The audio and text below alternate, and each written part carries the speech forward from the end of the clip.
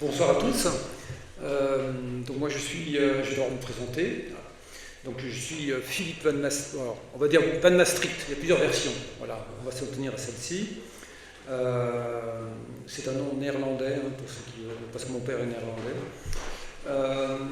Voilà, donc je suis très content de pouvoir faire cette présentation ici parce que tout simplement Charles Barbero, qui est mon grand-oncle en fait. Voilà, donc je précise, le lien de famille, le lien familial, c'est un lien de grand-oncle, puisque c'était le grand frère de ma grand-mère. Ils avaient 19 ans d'écart, donc par d'autres moyens, j'ai sauté une génération. Normalement, dans ma génération, c'est plutôt des arrière-grands-oncles. Donc il s'est beaucoup illustré ici au Monza, à la Fontenelle, et puis dans quelques autres lieux, donc c'est toujours un immense plaisir de pouvoir faire cette présentation sur les lieux mêmes de son histoire personnelle. Voilà. Le parcours que je vais vous présenter aujourd'hui, donc petite histoire sur Charles Barbero, sur le plan personnel. Donc moi, comme je vous ai dit, c'est un membre de ma famille. Quand j'avais 4-5 ans, il y avait... En fait, le point de départ, c'est vraiment une photo, comme vous en avez peut-être chez vous aussi, vous savez, ces vieilles photos un peu jaunies qu'on pouvait voir d'ancêtres de la guerre de 14, qui était sur un piano, et qui, effectivement, dès mes 5-6 ans, incitait... Voilà, il y avait de la curiosité chez moi sur ce personnage, dont on me disait qu'il était mort à la guerre, que c'était le frère de ma grand-mère, mais pas grand-chose d'autre, surtout qu'il n'avait pas de descendance. Et ensuite, beaucoup plus tard, voilà, il y a des choses qui sont remontées à la surface. Alors d'abord un journal, et puis ensuite des courriers. Voilà, comme beaucoup, j'ai retrouvé toute une série de courriers qu'il avait envoyés d'ici vers ses parents et sa sœur. Et donc voilà, ça c'était le deuxième point. Mais à l'époque, il n'y avait pas Internet, je ne savais pas trop dans quel secteur il était. Et j'avais simplement repéré qu'il avait été dans les Vosges. Et en fait, le point de départ de toute cette histoire, c'est une visite au musée de l'armée en 2003, je m'en souviens très bien. Je suis allé à la boutique et il y avait un guide, le guide Casterman, je ne sais pas si vous avez des champs de bataille. Voilà, ce guide n'est plus édité. Et je vais à la page des Vosges, champs de bataille des Vosges, et je vois à un moment donné le monument Barbero. Voilà, donc en fait, au Linge, de l'autre côté des Vosges, il y a en fait une stèle avec son nom, donc c'est là où je me suis aperçu qu'il avait une histoire qui dépassait la famille, et donc du coup je me suis lancé dans une longue recherche qui m'a amené en 2015 à publier une première biographie, là, que vous avez ici, voilà, que j'avais plutôt fait en auto-édition. C'est là où ensuite j'ai rencontré Yann Prouillet. Et puis surtout pour y couler le livre, pour essayer de le diffuser, je me suis dit, tiens, je vais essayer de créer un site internet avec un blog pour écrire des articles. Et en fait, ce blog, il a pris énormément d'ampleur, puisque je crois que j'en suis à 260 articles. Et j'ai commencé à avoir des gens qui m'ont contacté. J'en ai au moins un ici dans la salle, derrière moi. J'ai commencé aussi à continuer mes recherches, à avoir des documents.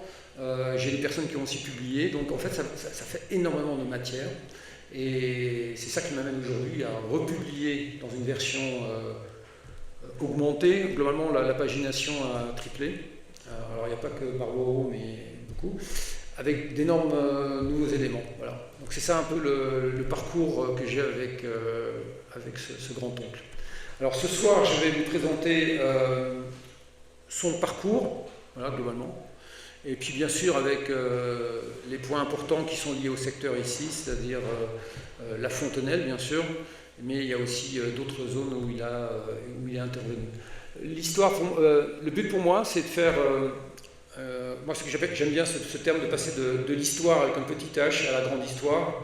Et en fait c'est un personnage qui bien sûr a une petite histoire comme beaucoup de vos ancêtres aussi, mais à un moment donné, effectivement, par son action, il a marqué un peu ce secteur du front, et donc j'aime bien faire ce lien de l'individu vers quelque chose qui est plus large et qui permet de comprendre des choses, on va dire, plus historiques avec un grand H.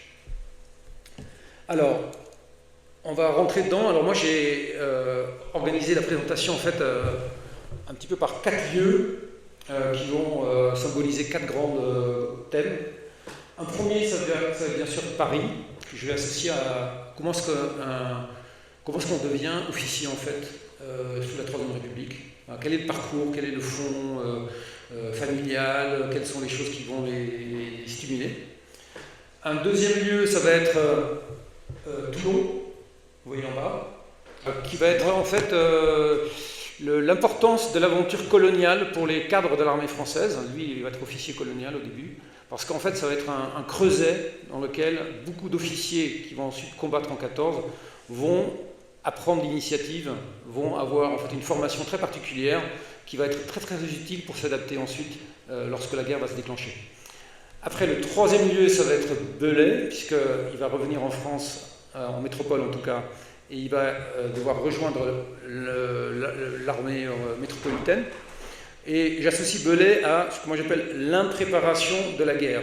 Voilà, c'est ce qui est quand même frappant dans cette phase qui précède la guerre, c'est la manière dont finalement l'armée française, mais d'autres armées aussi, mais l'armée française surtout, arrive de façon très impréparée, alors qu'ils pensaient qu'ils étaient préparés.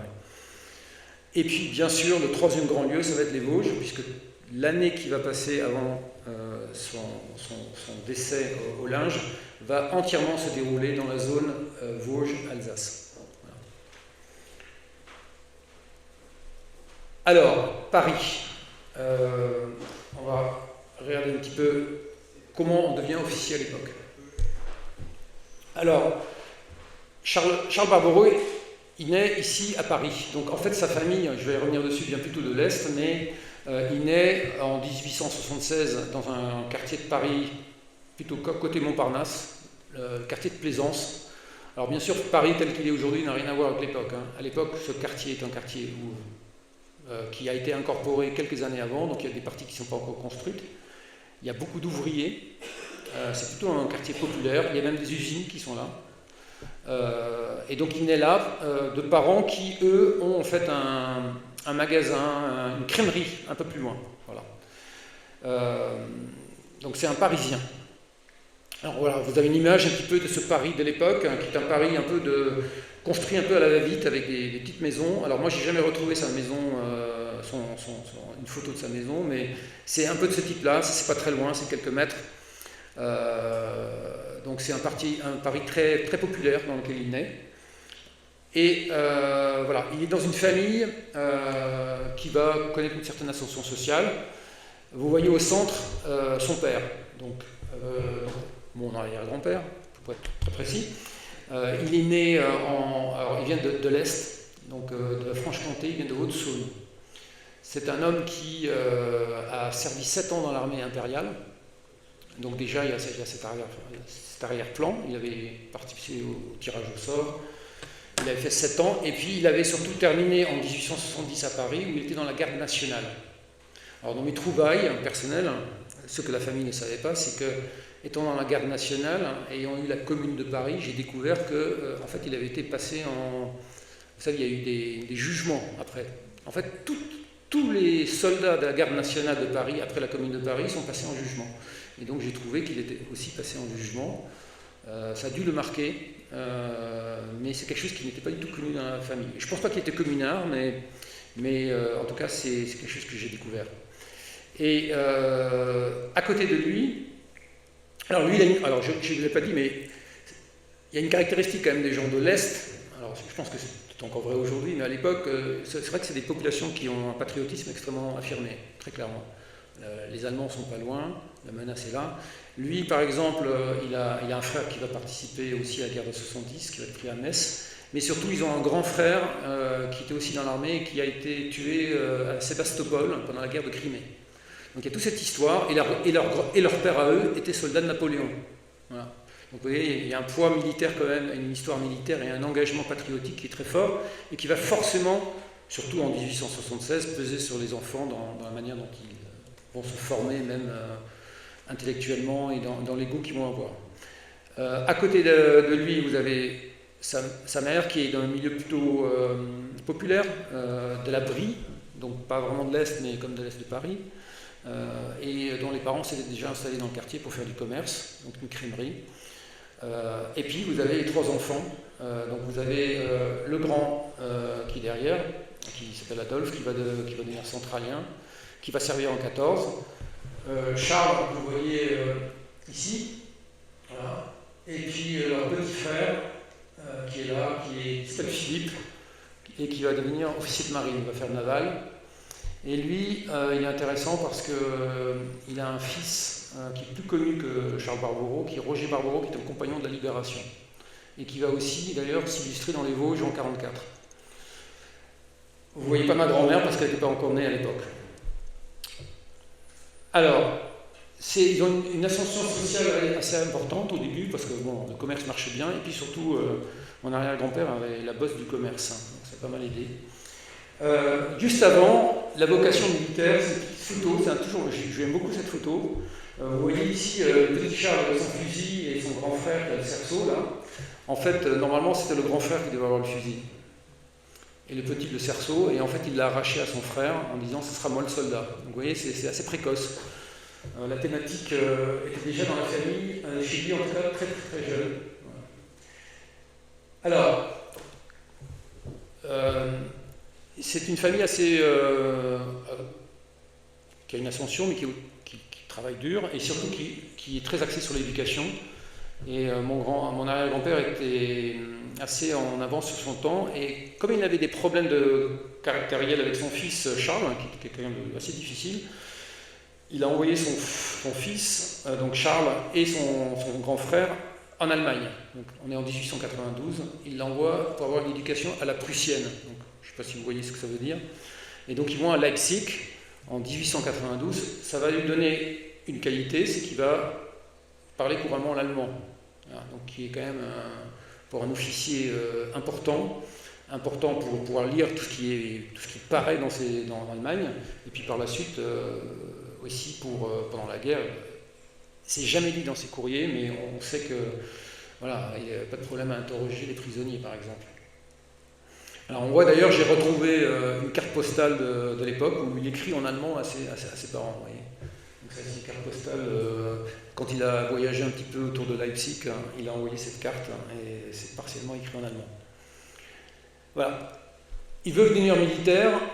À l'époque, quand on veut devenir officier, Saint-Cyrien, donc il va présenter le concours. À l'époque, il y a une école en France qui a les meilleurs résultats, parce qu'il faut faire une préparation. C'est ce qu'on appelle à l'époque le collège de la rue des Postes, parce que ça se situe à la rue des Postes. C'est en fait un lycée, un collège privé, tenu par des jésuites, et qui existe toujours, mais qui a déménagé, qui est à Versailles maintenant. C'est ce qu'on appelle Sainte-Geneviève, Ginette.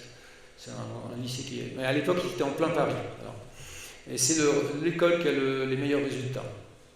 Et donc, il est formé là. Pour la petite histoire, son père ne croit pas du tout à sa réussite. Donc, ils font un pari. Et s'il gagne ce pari, Charles irait en voyage avec son grand-père, avec son père à Sébastopol. Il intègre. Et donc, il réussit du premier coup, avec un assez bon classement. Et donc, il intègre Polytechnique. Ah, pas Polytechnique, excusez-moi, Saint-Cyr. Polytechnique, c'est l'autre grande école militaire. Et donc là, vous voyez, en 1895, prendre la pause avec sa famille. Et donc, vous le voyez là, ici, en tenue qui n'a pas vraiment changé par rapport à aujourd'hui, avec le casoir, son frère aîné, et puis le petit frère qui a grandi aussi. Donc, c'est une scolarité à l'époque. Après la guerre de 70, il y a eu de grosses réformes, à la fois dans l'organisation de l'armée française, parce qu'il y a une grosse défaite. On voit les Allemands qui sont beaucoup mieux organisés. Il y a une organisation de l'armée qui change, mais vous avez aussi au niveau de l'instruction militaire beaucoup de changements. Et donc toute la formation de Saint-Cyr est reprise. Alors vous allez avoir plein de matières. Vous allez avoir bien sûr des matières sportives, tir, vous allez avoir équitation bien sûr. On verra qu'à l'époque l'équitation c'est pour se déplacer pour les officiers. Mais vous allez aussi avoir beaucoup de choses sur l'histoire militaire, de la gymnastique aussi, voilà, un espèce de mélange, mais plutôt tourné vers les humanités. Voilà. Alors qu'aujourd'hui, Saint-Cyr, vous avez un mélange, vous avez un mélange scientifique pour certains et plutôt littéraire pour les autres. Il s'y plaît assez, mais bon, il sort moins bien classé qu'il n'est rentré, pour diverses raisons. On lui reproche un peu son immaturité. Mais il sort en 1896, c'est ce qu'on appelle le triomphe, et il décide de partir il choisit l'infanterie de marine. Voilà. Donc ça c'est important. parce que l'infanterie de marine, donc déjà c'est un corps spécial qui dépend du ministère de la Marine jusqu'en 1899, donc ça ne dépend pas du ministère des Armées.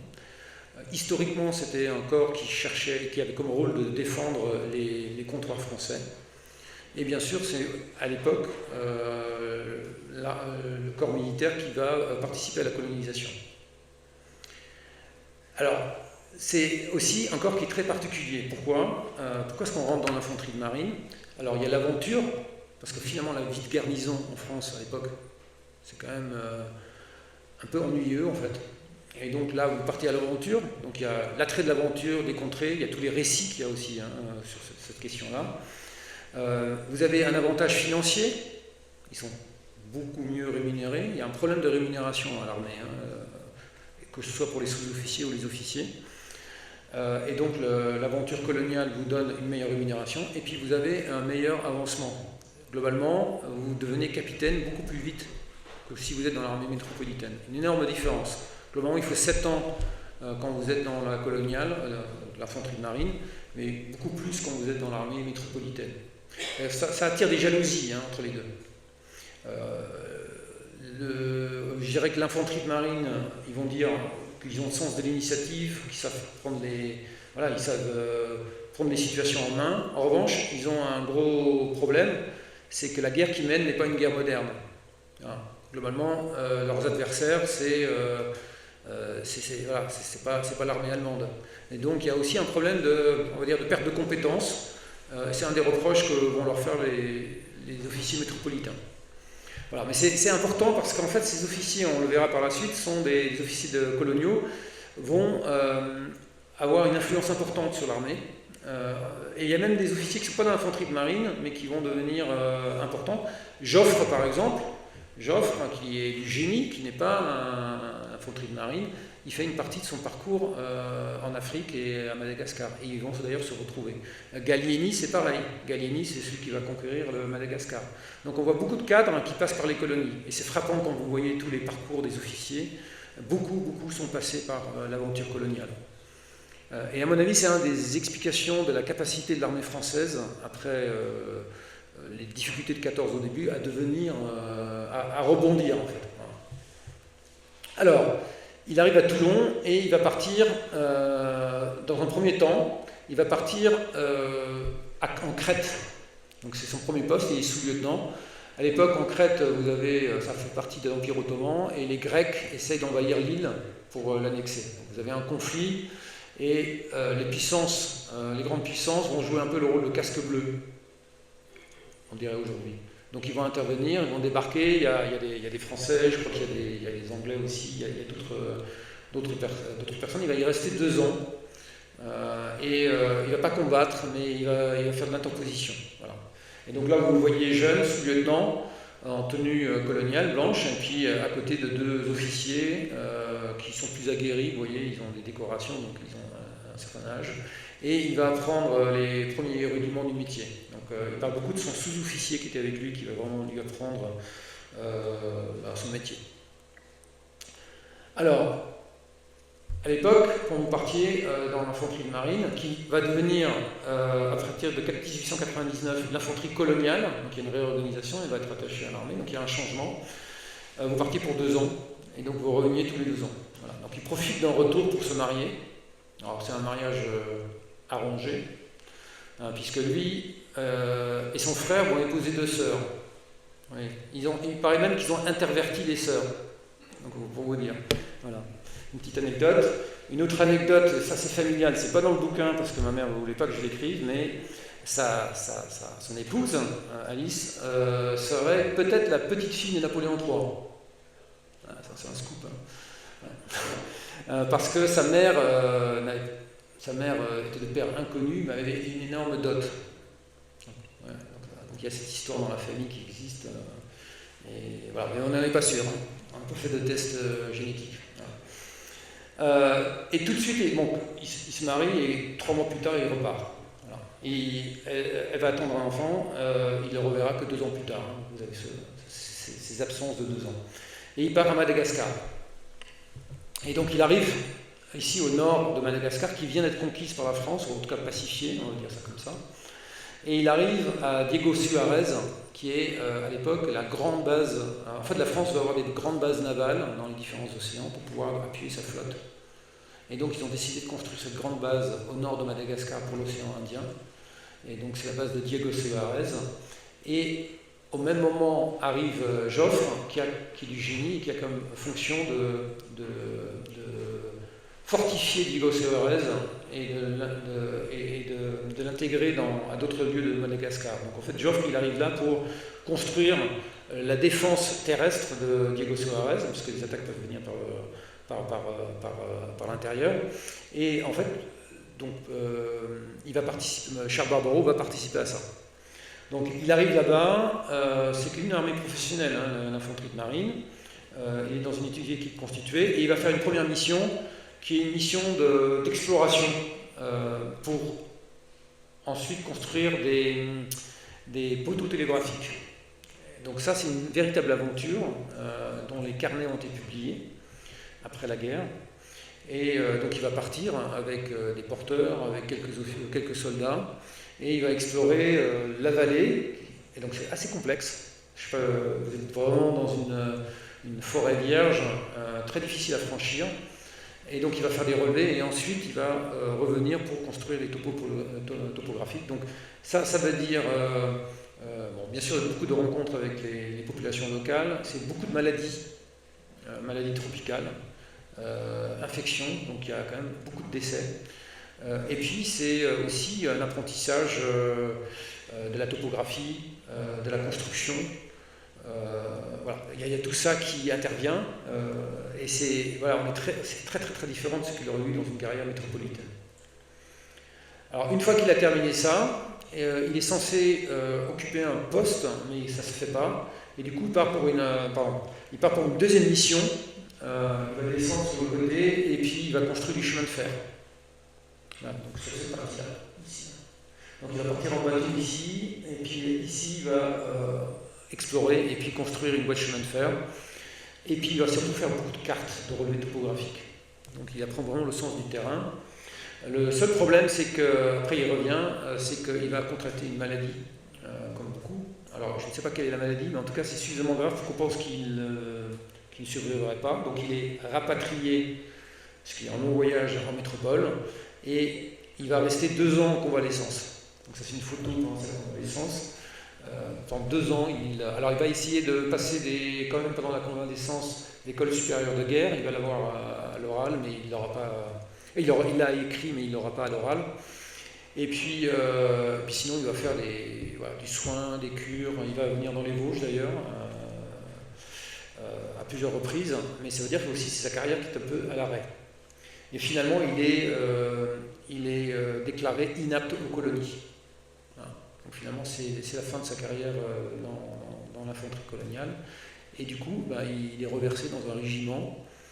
Et c'est ce qui va l'amener dans la 3e étape, qui va être Belay, c'est-à-dire le lieu où le 133e régiment d'infanterie est stationné. Le petit nom de ce régiment, c'est le régiment le plus crotté de France. Voilà. Donc, pour vous dire que ce n'est pas forcément le régiment le plus couru. Il arrive là-bas, et en fait, pour lui, c'est un nouveau métier, hein, parce qu'il n'a jamais servi dans l'armée métropolitaine classique.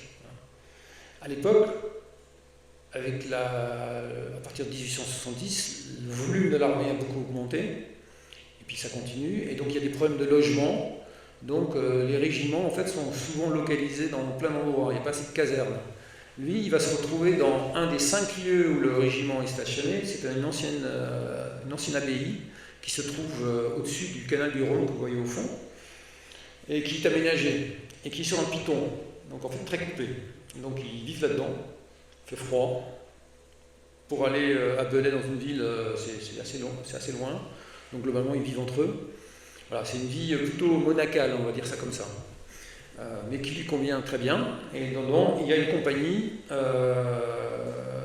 et cette compagnie elle en devient l'instructeur. Là vous voyez ici, les armées de l'époque, le service militaire à l'époque devait faire 2 ans. Alors après il y a plein de statuts, ces officiers. Alors, il va se révéler un excellent officier instructeur. Il a un talent d'instruction, c'est vraiment sa passion. On va le voir par la suite parce qu'il va écrire dessus. Mais on voit dans ses notes en permanence que c'est vraiment c'est son truc. Je dis cela parce qu'un des grands problèmes de l'armée française, c'est que beaucoup d'officiers subalternes n'ont pas cette vocation. En fait, ils sont dans des routines et l'instruction est souvent mangée par d'autres activités. Donc, voilà. Il ne faut pas penser que l'ensemble des cadres forment l'armée avec entrain.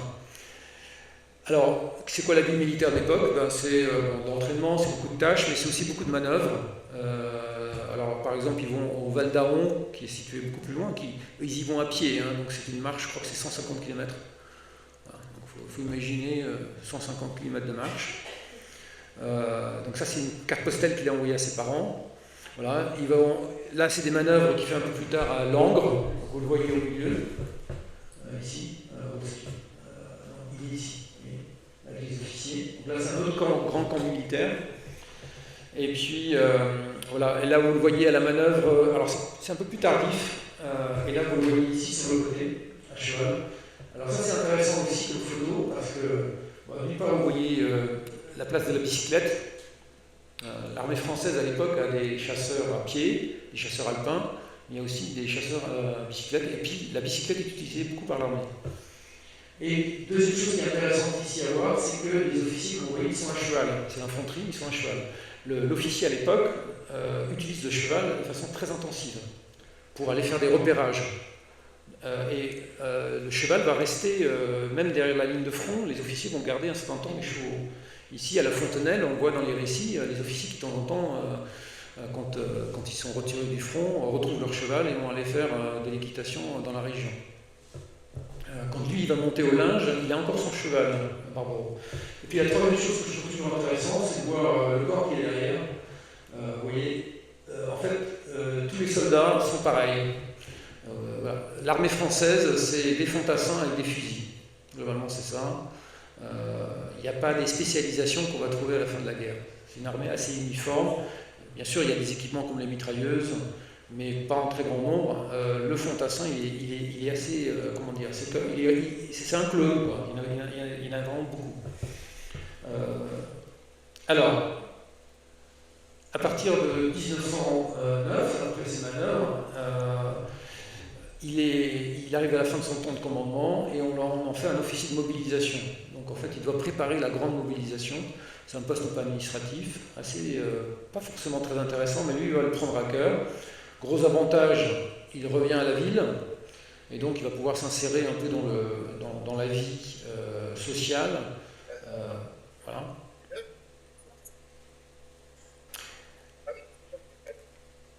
Alors, ce qui va lui arriver pendant cette période, c'est qu'il va avoir un accident de cheval, et qui va l'immobiliser. Il a failli mourir d'ailleurs, parce qu'il a une embolie pulmonaire suite à cet accident. Et en fait, ça lui donne beaucoup de temps pour écrire. Et donc, quand il va sortir de là, il va faire des conférences, et puis ces conférences sur les idées qu'il a développées. Et, excusez-moi, j'ai un écho, c'est pour ça que j'essaie de voir ce qui se passe. Et ces conférences vont amener en 1913 à la publication de 2 ouvrages de tactique qui va sortir. Alors à l'époque, les débats militaires sont très intenses. Et beaucoup des écrits militaires sont publiés par cette maison qui existe toujours, Charles Lagozelle. Et donc il y a des gros débats parce qu'il y a des questionnements militaires. Alors, les débats militaires. La France sort vaincue en 1870. En phase 2, alors l'armée française est une armée qui pourtant a beaucoup d'expérience, mais qui est une armée qui s'est formée sur le tas. Et en fait, la grande conclusion, c'est que l'adversaire était beaucoup mieux préparé. Donc l'armée française va vraiment se réorganiser profondément. Ils vont créer un grand état-major général, ils vont créer une école supérieure de la guerre, ils vont aussi réfléchir à un certain nombre de réorganisation, de formation. Alors au début, ils tirent les leçons, mais globalement, jusqu'à on va dire la fin du 19e siècle, ça reste quand même une manière très traditionnelle de faire la guerre. Sauf le problème, c'est que le combat va changer, parce qu'en fait, il y a des évolutions technologiques qui arrivent. Vous savez, c'est un peu comme aujourd'hui, vous voyez la guerre en Ukraine, vous voyez l'importance des drones, par exemple. Hein, vous voyez apparaître ça change vraiment la donne. À l'époque, il y a plusieurs évolutions qui ont lieu. Vous avez d'abord la mélinite, qui permet d'avoir de la poudre sans fumée. Vous avez un accroissement aussi de la portée des tirs, notamment d'artillerie, et des fusils. Et ça c'est déjà un gros changement. Vous avez de nouvelles armes qui apparaissent. Alors il y a deux conflits qui vont vraiment impacter la période et qui vont quelque part préparer un peu la guerre de 14. Alors il y en a un qui fait beaucoup de bruit, c'est la guerre du Transvaal. Donc c'est en Afrique du Sud, c'est la guerre des Anglais, des Britanniques qui veulent conquérir l'Afrique du Sud et qui se heurtent à la petite république des Boers, qui est en fait, c'est des paysans d'origine néerlandaise, française et allemande. Hein. Et donc c'est David contre Goliath, sauf que les Boers, ils sont beaucoup mieux organisés, ils font une guerre de guérilla. Donc déjà ils ont des tenues kaki, et donc vous avez de l'apparition du camouflage. Alors la poudre ne fait plus de fumée, donc globalement les cibles sont beaucoup plus visibles. Les Britanniques, ils arrivent en rouge à l'époque. C'est aussi une très grande mobilité, donc des canons qui vont pouvoir bouger partout et qui vont tirer de loin. Et donc en fait, cette petite armée des Boers va mettre en échec les Britanniques. Ils vont aussi avancer en tirailleurs. Donc tout ça, c'est des enseignements qui passionnent tout le monde, parce que c'est une guerre assez moderne, et qui vont amener aussi à réfléchir à plein de concepts militaires qui semblent obsolètes, comme par exemple la progression en formation en rang serré, l'usage des salves et des choses de ce type-là. Et donc finalement les bourgs sont quand même battus, hein, mais par des techniques qui sont très différentes, puisqu'ils les Anglais ont pratiqué, en fait ils ont installé des camps de concentration pour isoler toute la population, pour que les combattants bourgs n'aient plus d'appui dans la population. Voilà, c'est comme ça qu'ils ont vaincu, ce qui quelque part annonce aussi une certaine modernité. Mais après il y a un deuxième conflit qui est très très très important, et qui lui, c'est en fait le conflit préalable de la guerre de 14. Il y a tous les ingrédients, c'est la guerre de Mandchourie entre les Russes et les Japonais, qui se passe entre 1904 et 1905. Et en fait, qu'est-ce qui se passe dans cette guerre? Donc les Japonais arrivent, alors ils ont une armée qui est modernisée, mais ils arrivent avec des uniformes bleus. Voilà, il y a très rapidement des pertes. Les Japonais passent tout de suite au kaki. Vous avez l'apparition des tranchées, des barbelés. Vous avez 60% des soldats qui sont blessés ou tués par des tirs d'artillerie, sans avoir quasiment vu l'ennemi. Donc vous avez en fait tous les ingrédients de 14-18 déjà. Voilà. Donc c'est une guerre qui fait sensation aussi, parce que les Japonais, c'est le premier peuple non européen qui gagne. En même temps, ce qui est étonnant, c'est que toutes les conclusions ne sont pas tirées de ce conflit. Alors en parallèle, l'armée française va se réformer, et ils vont sortir un nouveau règlement militaire, ce qu'on appelle le RMI, le règlement de manœuvre de l'infanterie, qui est un peu le corpus d'enseignement qu'il faut appliquer. Voilà. Et c'est alors en fait, l'évolution qu'on fait, c'est qu'on essaye de donner beaucoup plus d'autonomie aux officiers et aux soldats. Donc en fait, on passe d'un système dans lequel les soldats sont une espèce de marionnettes qu'on bouge sur le champ de bataille à un soldat qui est censé, ou un officier ou un sous-officier, avoir beaucoup plus d'initiative. Alors le problème, c'est que ça c'est la théorie, mais ça va créer beaucoup de pagaille. Donc il y a énormément de débats autour de ça. Et dans ce cadre-là, mon grand-oncle va donc faire un certain nombre d'analyses qu'il va publier dans un livre en 1913-1914. Alors, dedans, il y a plusieurs choses qui sont intéressantes. Alors, d'une part, il s'intéresse au niveau tactique, c'est-à-dire à des unités, bataillons, compagnies, pour ceux qui connaissent, petites. C'est souvent pas là où l'intérêt porte. Il est très intéressé par les petites unités, la proximité. Alors que souvent, les officiers s'intéressent plus aux grandes manœuvres, vous savez, les Kriegspiel, où on bouge des soldats sur une grande table. Lui, il s'intéresse vraiment à la petite unité, c'est-à-dire comment j'instruis mes soldats, comment j'instruis les officiers, Et puis globalement, il se pose la question du positionnement de l'officier. Donc c'est un livre qui est, moi je l'ai parcouru en détail, il est très très intéressant, notamment par le soin qu'il donne. En revanche, Barbero va rater beaucoup de choses aussi par rapport au conflit qui s'annonce. Dans le livre, il va vous parler de l'aviation, par exemple. Donc il parle déjà de l'aviation comme force de reconnaissance, qui va pouvoir détecter des choses. Mais par exemple, les mitrailleuses ne sont jamais citées dans cet ouvrage. Même pas le nom. Donc ça, c'était une grande surprise pour moi. Et puis, quand on parle de l'artillerie, il envoie un rôle très secondaire. Donc en fait, ce qui est vraiment très important et intéressant, c'est le soin qu'il porte à l'instruction et à la formation des cadres. En revanche, la guerre qui vient, il ne la voit pas, comme beaucoup. Alors, ça, il le publie, c'est remarqué, il y a même des articles dans les journaux, parce que beaucoup de journalistes suivent ça. Ça lui donne d'excellentes notes. Je pense qu'il a, lui, clarifié beaucoup d'idées en écrivant ça. Alors, on est en 13, la guerre s'approche. En 1913, comme tous les officiers, alors lui parle allemand, ils adorent partir en vacances, entre guillemets, en Alsace, pour faire du repérage. Voilà, donc je retrouve cette carte postale. Il est à Mulhouse, l'année d'après il sera à Mulhouse mais en uniforme. Et puis c'est un peu la période de la veillée d'armes, hein. On voit les tensions qui montent, et donc l'armée sent quand même venir un conflit, même si voilà, il y a beaucoup de fausses alertes, mais voilà, ça se prépare. Et puis il y a la loi des 3 ans qui est votée à ce moment-là, donc ça aussi ça fait bouger beaucoup l'organisation militaire, même si cette loi des 3 ans qui consiste à rallonger le service militaire ne pourra pas vraiment être effective. Voilà. Et puis, on arrive août 14, donc vous avez cet assassinat de l'archiduc, voilà, qui est un conflit local finalement, qui monte, et puis vous avez ensuite le jeu des alliances, tout ça, et voilà, et le 3 août, donc le 1er août, il y a mobilisation générale, la guerre n'est pas encore déclarée. Charles Barbero part avec son unité dans les Vosges, se placer près de la frontière, rejoint d'autres unités comme les chasseurs qui sont déjà en place. Et puis, je crois que c'est le 3 août, si je me souviens bien, je crois que c'est le 3 août, 3 ou 4 août. Voilà, ils franchissent la frontière. Et donc, c'est le 4e temps qui commence, celui d'une guerre qui, pour lui, va se dérouler entièrement dans les Vosges. Alors, ça va se faire en plusieurs temps.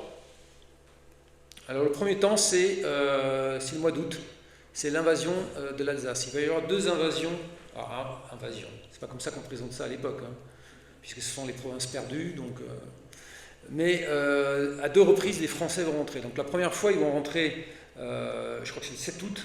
Ils vont passer par le tunnel du Busan. Le problème, c'est qu'ils ne sont pas concentrés. Ils n'ont pas concentré les troupes, donc ça va mal se passer. Ils vont être refoulés.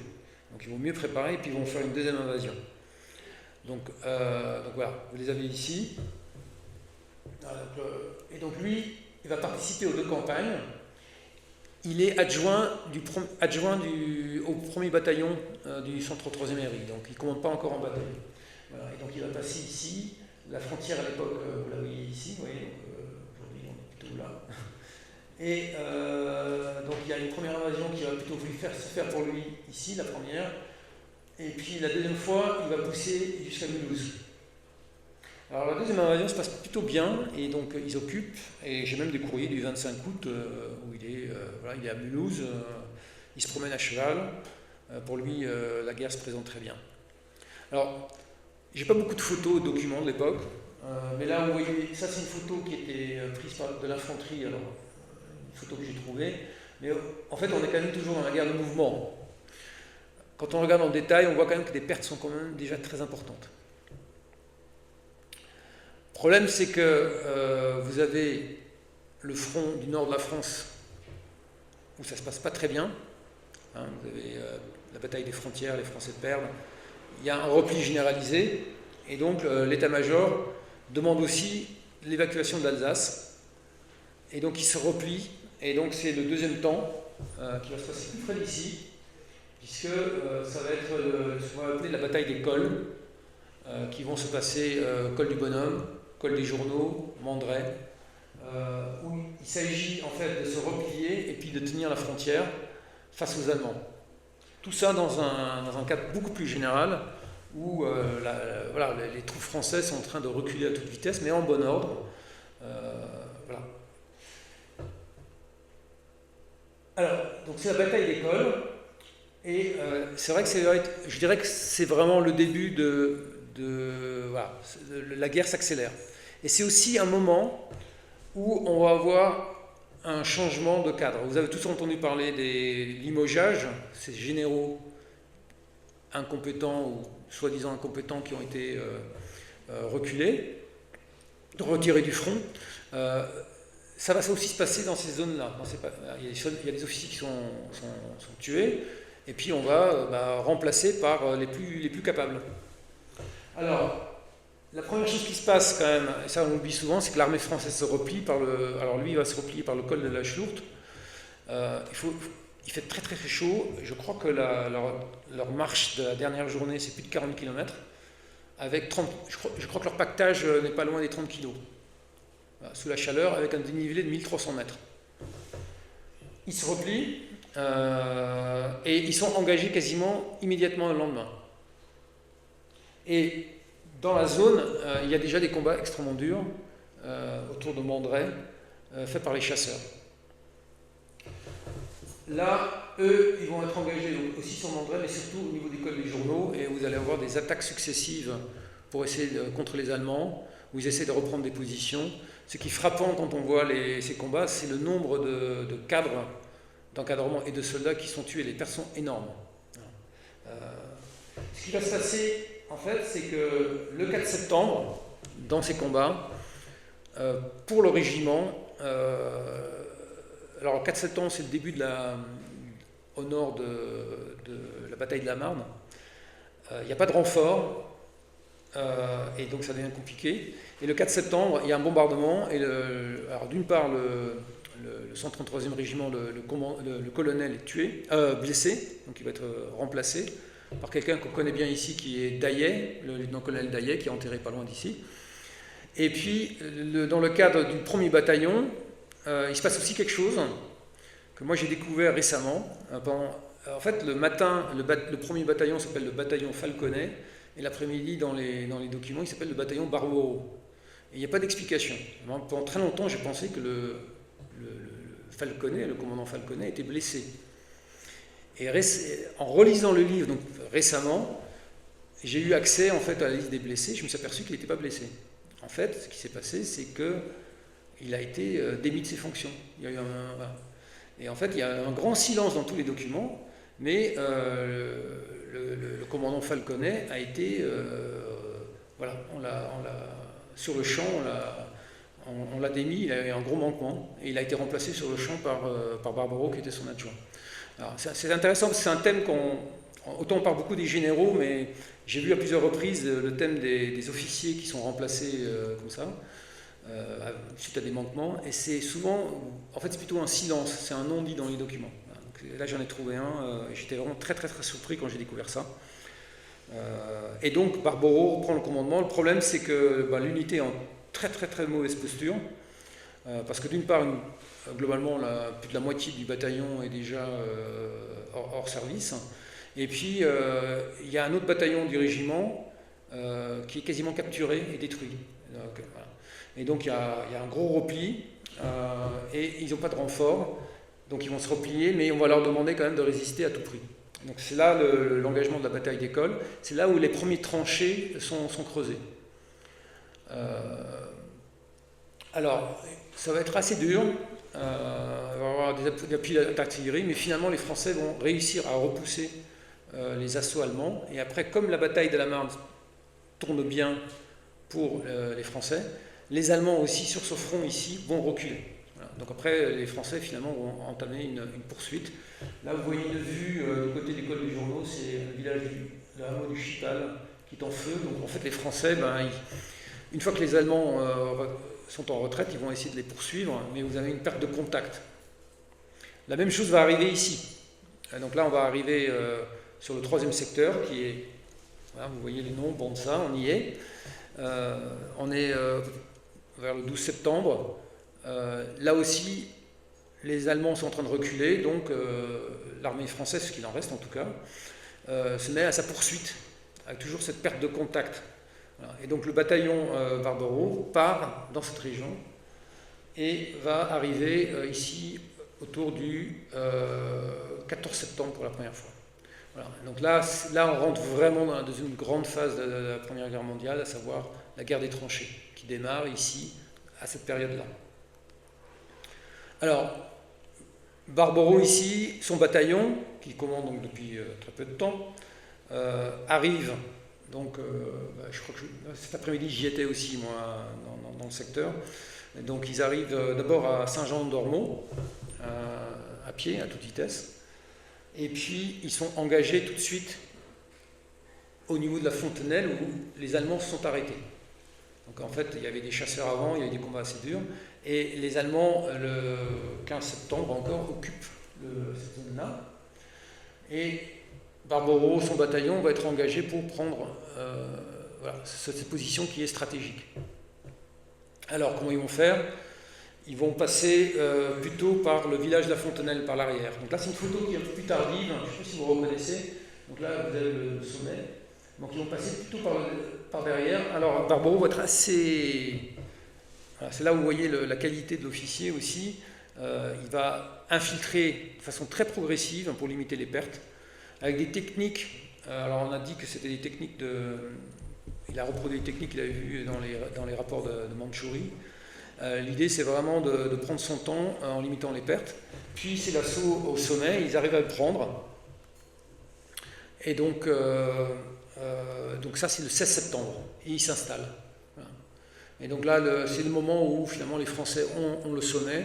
Les Allemands sont un peu plus bas, mais ça va se figer à ce niveau-là.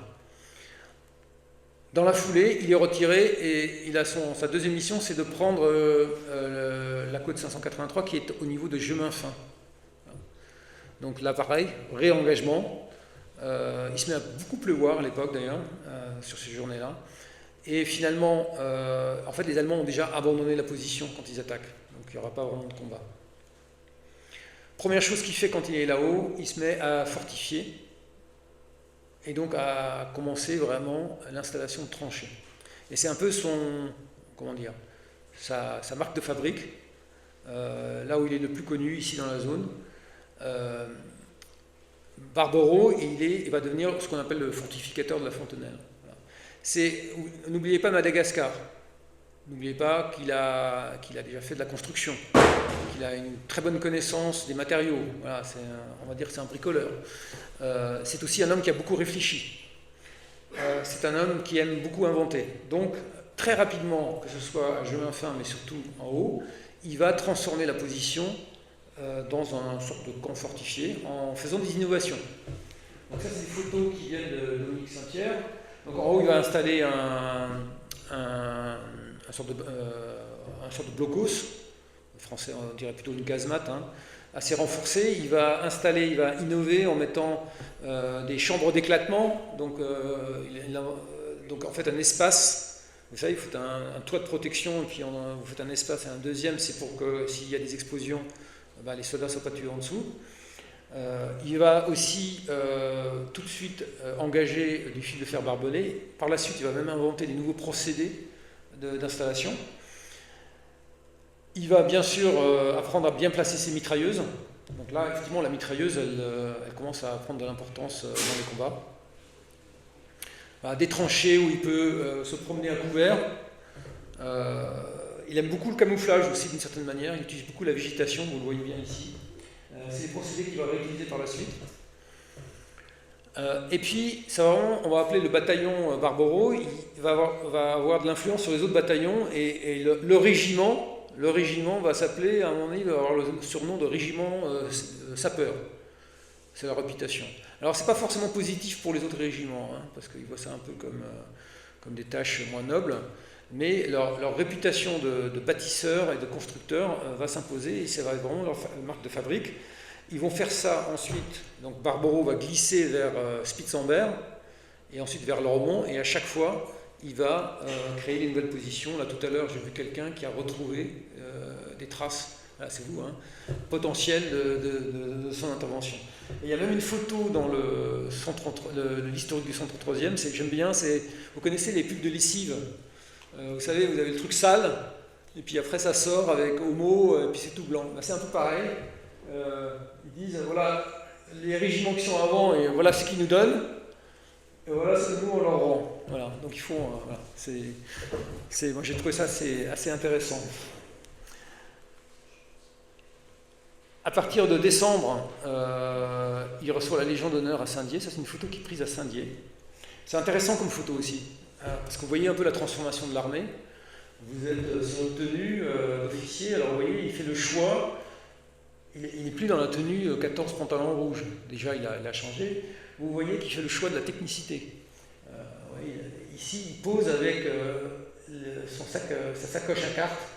Vous voyez ici ses jumelles. Voilà, vous avez une allure générale qui est très très différente. Vous avez un officier beaucoup plus moderne. Alors bien sûr, il prend la pause, hein, il fait ça exprès. Les gens, ils essayent quand même de communiquer des choses. D'ailleurs, il a pris 2 pauses. J'ai retrouvé une deuxième photo qui est un peu différente, qui est moins bien. Donc il a fait des tests. Voilà. Et donc là, on est plutôt janvier dans la zone. Le front, alors bien sûr qu'il y a des tirs et des combats, mais ça reste plutôt calme quand on regarde les détails. Et puis vous allez avoir un épisode qui va tout changer. C'est l'attaque du 27 janvier 1915. Donc ça, je pense que beaucoup d'entre vous connaissent ceux qui sont de la zone. Donc ici, vous êtes sur le secteur. Launois, je pense qu'on est ici, hein. C'est ça ? Ouais. Donc là, vous êtes ici sur... Donc Launois est allemand, hein, à l'époque. C'est bien ça, hein ? Je pense que oui. Et donc là, vous avez le blocos dont je vous ai montré quelques photos tout à l'heure. Et donc vous êtes dans des positions assez bien organisées, mais l'état-major veut absolument que les troupes ne s'endorment pas dans les positions, et donc ils veulent une attaque. Et donc il y a un épisode... Or, on sait que ça va être très compliqué. Et donc vous avez même un refus au début du lieutenant-colonel Daillet, que vous allez voir ici. Donc ça, c'est une photo, le lieutenant-colonel Daillet, il est là. Ça, c'est une photo à Saint-Jean-d'Ormont, dans la rue principale. Et en fait, le général Bulot, alors c'est une histoire très intéressante, hein, parce que le général Bulot impose cette attaque. Daillet ne veut pas, et on lui sous-entend qu'il est lâche. C'est pour ça qu'il ne veut pas attaquer. Barboro est probablement celui qui a alimenté Daillet dans l'analyse et qui a déconseillé cette attaque. Bon, il n'est pas écouté, donc il va conduire l'attaque, et ça va être un désastre, puisque globalement, une préparation d'artillerie qui est insuffisante. Ils arrivent sur des positions qui sont intactes, et puis là, les mitrailleuses allemandes vont vraiment faucher une grande partie des assaillants. Et Daillet, qui était contre cette attaque, certains interprètent ça comme un suicide. Il décide de sortir de la tranchée, de marcher au devant. Il cherche la mort, en fait. Voilà, et donc il va être tué donc le 27 janvier, et puis il va y avoir tout un épisode pour récupérer son corps avec le soldat sœur. J'en parle un peu dans mon livre. On va regarder en détail de ça, mais c'est un épisode intéressant. Mais ce qui va se passer, c'est que pour faire cette attaque, ils ont ouvert les positions. Et bien évidemment, les Allemands en profitent puisqu'ils savent que les Français sont affaiblis, que les positions ont été ouvertes, pour attaquer. Et donc,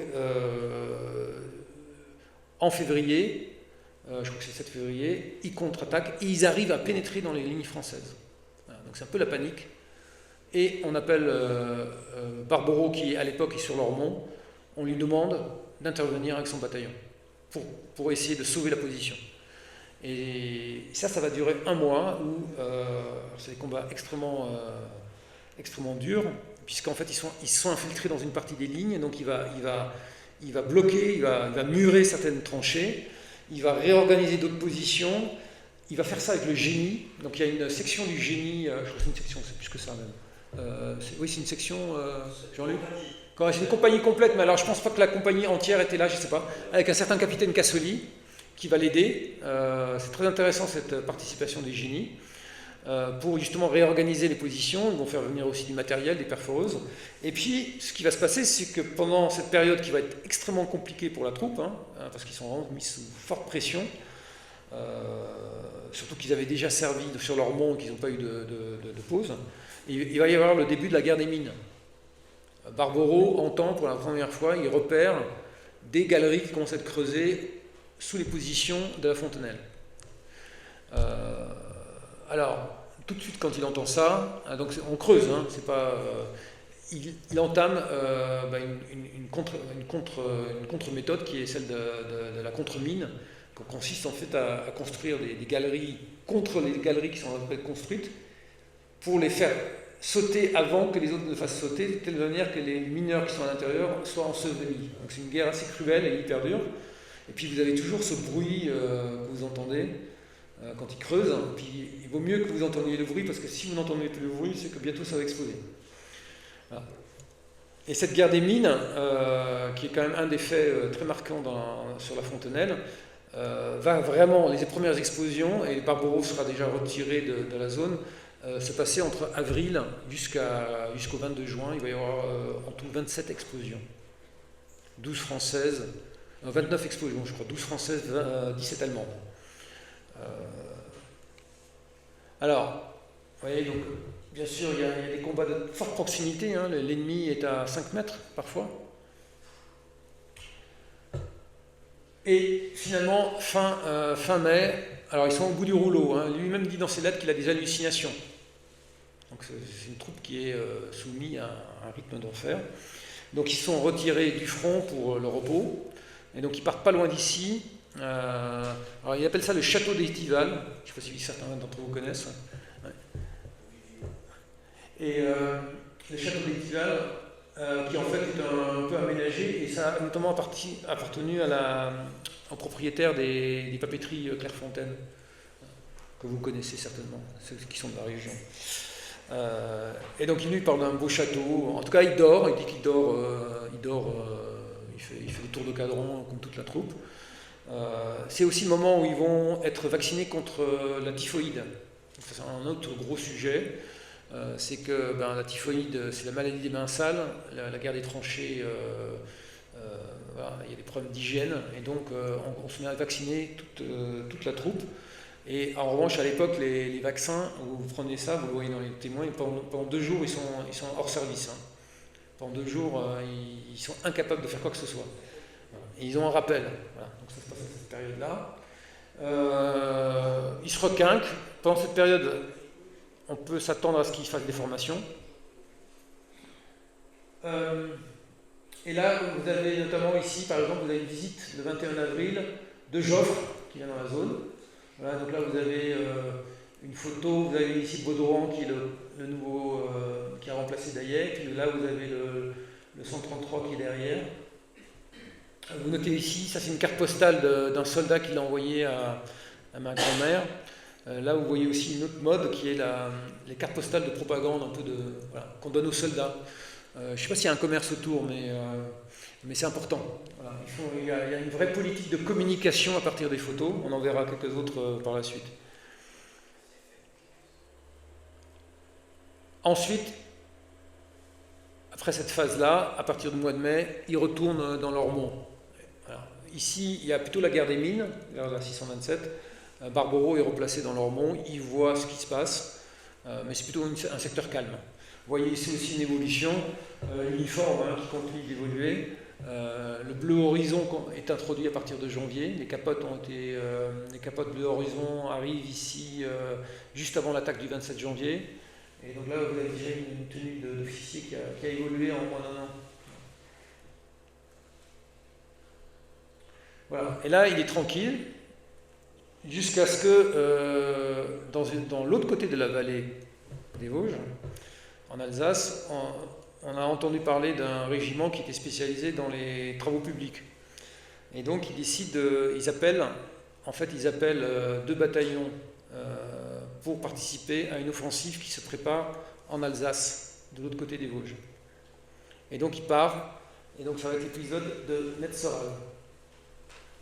Donc là on sort de ce côté-ci, mais vous verrez il y a un lien entre les deux.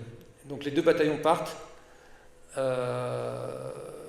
Et en fait, en 1915, j'ai dit toujours, il y a deux victoires. Il y a la victoire de Metzeral et celle de la Fontenelle, ici, voilà, les deux. Là, ils partent. Alors, l'armée française, donc là, on est plutôt sur des unités de chasseurs, la 66e division, par exemple, qui s'est installée dans la vallée de la Fecht et qui va essayer qui veut préparer. Alors, il y a eu plusieurs attaques. Les Allemands ont été très offensifs et là, ils essayent vraiment l'armée française essaie de reprendre l'initiative et de reprendre un pied plus important en Alsace. Et ils veulent pousser vers Münster, et donc ils veulent pousser dans la vallée de la Fecht, vers Metzeral. Et donc, ce qui se passe, c'est qu'il y a une position qui verrouille ça, c'est la côte 830, donc qui est juste avant Metzeral. Aujourd'hui, c'est très difficile à voir, il y a aucun... Bon, je sais où il se trouve, mais il n'y a pas de traces, il y a que des arbres. Hein, mais c'est une position que les Allemands ont vraiment transformée en haut en position... inexpugnable.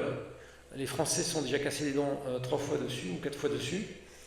Et donc là, dans la nouvelle offensive qu'ils préparent pour juin, ils appellent le bataillon pour en fait faire du terrassement et faire les travaux d'approche. Alors, ils commencent à faire ça, et puis à un moment donné, il y a un switch. Barboro, qui conduit ça, obtient aussi la responsabilité quand on lui confie l'attaque, pas que le terrassement. Donc les chasseurs, alors, à mon avis, c'est parce que voilà, peut-être que les chasseurs se disaient qu'il valait mieux que ce soit des fantassins qui aillent et pas eux, qui sait. En tout cas, il a le commandement et là, en fait, là, comment dire, c'est tout son talent qui va se manifester. Il va faire une préparation de l'attaque extrêmement soignée, très bien réfléchie. Il y a une bonne préparation d'artillerie. Et le 15 juin, donc c'est un tir d'artillerie qui va durer à peu près 4 heures, il a monté un plan, et en fait cette position inexpugnable, il arrive à la prendre en 10 minutes.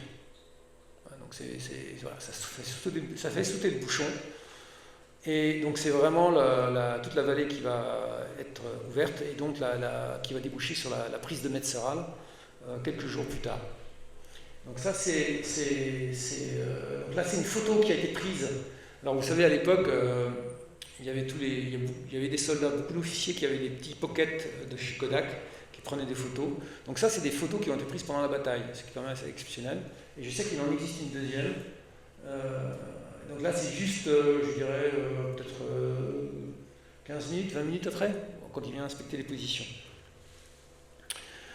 Alors, c'est une victoire phénoménale, bien sûr, propagande. Donc là, vous voyez une carte du 133e régiment d'infanterie. Alors, ils ont capturé ce Minenwerfer, parce qu'ils ont fait à peu près, je ne sais plus, alors c'est dans le livre, plusieurs centaines de prisonniers, mais beaucoup de matériel aussi. Et donc, bien sûr, ils ont des trophées.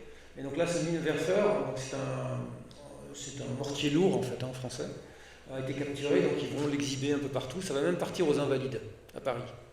Et donc, vous avez une petite étiquette, d'ailleurs, qui est marquée dessus, capturé par le 133e régiment d'infanterie. Et voilà, il va même être paru dans la presse. Donc il y a un journal à l'époque qui s'appelle Le Miroir, qui est un journal plutôt photo, et les soldats peuvent envoyer leurs photos du front, ce qui est strictement interdit normalement, et donc les photos ils peuvent gagner de l'argent avec ça, et on leur publie les meilleures photos. Et donc cette victoire, elle est publiée avec ces photos, c'est comme ça que moi je les ai retrouvées.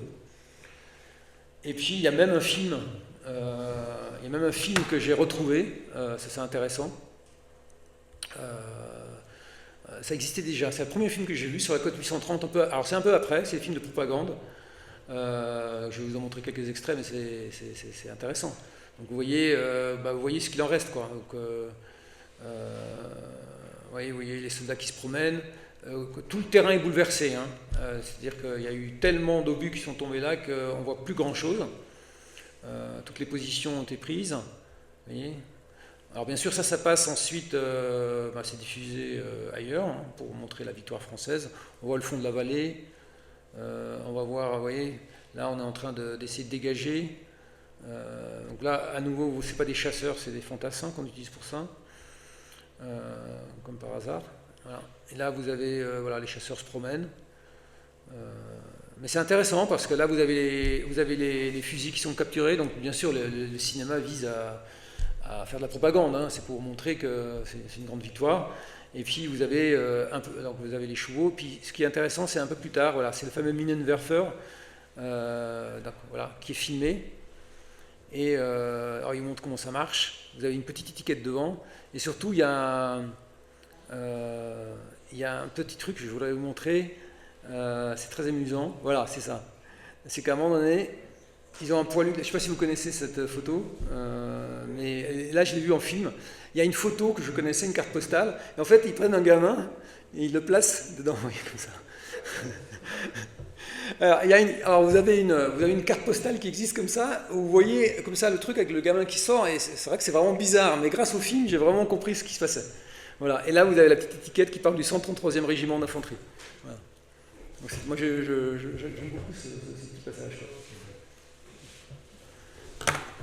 Mais vous voyez que déjà que le cinéma a déjà son importance.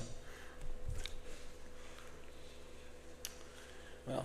Donc ça c'est la grande victoire. Alors Barbaro avec son bataillon, bien sûr il a toutes les félicitations, il reçoit une citation à l'ordre de l'armée, il reçoit la croix de guerre du général de Mauduit en personne, sa propre, je ne sais pas s'il la reçoit en personne mais, ou pas. La croix de guerre est une décoration qui vient d'être créée en avril. Et puis là, dans un courrier, il apprend que, alors un peu plus tard, le 22 juin, pendant qu'ils étaient partis en Alsace, les Allemands en profitent et font l'attaque de la Fontenelle ici, qui est affaiblie parce qu'il y a moins de soldats, et parvient quasiment à conquérir toute la position. C'est arrêté, je crois que c'est la 5e ligne ou la 4e ligne, je ne sais plus exactement laquelle ici. Et donc vous avez dans son courrier, donc eux en fait ils sont en train de se préparer là-bas pour revenir ici, reprendre la position. Et vous voyez dans son courrier, ça m'a toujours frappé, petite phrase du genre pendant qu'on était en Alsace, le 23e RI, qui était l'autre régiment, comme par hasard, a perdu la position. Genre, il suffit que je parte pour que ça se passe mal. Quand on sait la dureté des bombardements et des combats du 22 juin, je trouve que c'est pas tout à fait juste. Et donc il doit partir avec son bataillon pour faire préparer ce qui va devenir l'attaque du 8 juillet. Sauf qu'ils l'ont repéré et il va avoir une promotion. Et en fait, il va quitter son bataillon pour rejoindre le 5e bataillon des chasseurs à pied dont il prend le commandement. Donc c'est son premier vrai commandement d'une unité. Il a failli commander un régiment, j'ai jamais trouvé lequel, mais il en parle dans un courrier, mais il était trop jeune, sinon il aurait eu une promotion extrêmement rapide. Mais déjà un bataillon de chasseurs, c'est déjà une belle unité, et qui va rejoindre, donc ça va être le ton 5, du côté de l'Alsace, sur l'Isenfirst. Je ne sais pas si vous connaissez, si vous avez déjà fait, ça monte jusqu'à 1300 mètres. C'est aussi un champ de bataille, il y a énormément de traces de la guerre de 14-18 et des combats. Moi j'y suis allé en 2020, j'ai fait une journée complète. C'est une belle balade d'ailleurs. Et donc il arrive ici à l'Isenfirst le 26 juin. Alors je vais y revenir. Le point que je voulais quand même dire par rapport à la Fontenelle. C'est vrai que Barbaro ne va pas participer à la bataille de la Fontenelle qui va permettre la reprise, mais il ne faut jamais oublier que son bataillon participe activement à cette reprise. Et donc tous les cadres, tous les soldats qui sont gonflés à bloc avec la victoire qu'ils ont à Metzeral, c'est les hommes de Barbaro qui vont faire la reprise ici. Je veux dire, il n'est pas là, mais son outil finalement sera bien présent ici. Et donc lui, il va partir sur le Lilienfürst. Et Lilienfürst, je ne sais pas si vous avez entendu parler de cette histoire. Vous avez déjà entendu parler de la compagnie Manès, non jamais, qui s'illustre. Donc c'est connu pour ça. Manès, c'est à l'époque il y avait une compagnie qui avait participé au début de l'attaque. Donc c'était une attaque de diversion par rapport à celle qui avait lieu au fond de la vallée. Et sa compagnie avait avancé plus vite que les autres, s'était retrouvée encerclée et isolée pendant plusieurs jours. Et donc combattait contre les Allemands. Et pour repousser les Allemands, il y a une scène où ils jettent des pierres sur les Allemands. Ils n'ont plus de munitions. Et donc c'est illustré ici. Ça a été repris beaucoup par la propagande. Et finalement, ils ont été dégagés par les troupes françaises. Et donc Manès, voilà, c'est un événement très connu qui a beaucoup marqué les chasseurs, les unités de chasseurs. Donc c'est connu pour ça. Barbaro arrive après, dans une situation un peu difficile. Ça, c'est des photos que j'ai prises à l'époque, si vous montez là-haut. Donc on est quand même sur des combats qui sont à 1300 mètres, hein. Donc c'est quand même relativement élevé. C'est l'été, donc ça va. Mais l'hiver, ici, on va avoir des skieurs qui vont faire des patrouilles, des choses comme ça. Donc moi j'étais monté ici, vous voyez le fond de la vallée, là c'est plutôt le sommet. Et là vous avez une photo aérienne prise par un aviatique, donc on a un avion allemand, et donc les Français ils sont plutôt ici. Et donc Barbaro il arrive ici avec une unité, le 5e bataillon de chasseurs à pied, qui a perdu son chef, qui a perdu déjà une grande partie de ses effectifs, qui est vraiment complètement désorganisé, qui a un problème d'encadrement aussi. Et donc il va, en fait, et tout de suite il est mis au combat. Donc il doit reprendre avec son bataillon et puis une autre unité qui va lui être attribuée, le sommet. Donc là vous voyez ici, il a les photos aériennes et les Français sont ici. Donc c'est des combats qui vont durer jusqu'au 4 juillet, qui vont être extrêmement difficiles. Il va subir un énorme bombardement, il va avoir un tiers de ce qui reste de son bataillon qui est détruit, et surtout il va avoir une de ses compagnies qui au sommet va être pris par surprise et fait prisonnier complètement. Donc c'est un moment un peu compliqué pour lui. En même temps, il a été dans une situation difficile, puis il va être retiré du front. Alors il faut quand même savoir que par son action, le sommet de Wiesenfürst est resté aux mains des Français. Et puis il est replié et il est remis au repos. Ce qu'il faut toujours ne jamais oublier, c'est que l'unité qui revient n'a plus d'hommes. Donc il y a vraiment des trous énormes, donc il faut recompléter en permanence, et donc il faut attendre des nouveaux effectifs, et puis il faut aussi les former. Donc il y a toujours dans ces périodes de repos beaucoup de formations, notamment avec les nouvelles recrues. Voilà. Ce qui va nous amener en fait à sa dernière étape, qui va être la bataille du Linge, qui va être fatale pour lui. Et donc la bataille du Linge, donc le champ est classé de l'autre côté.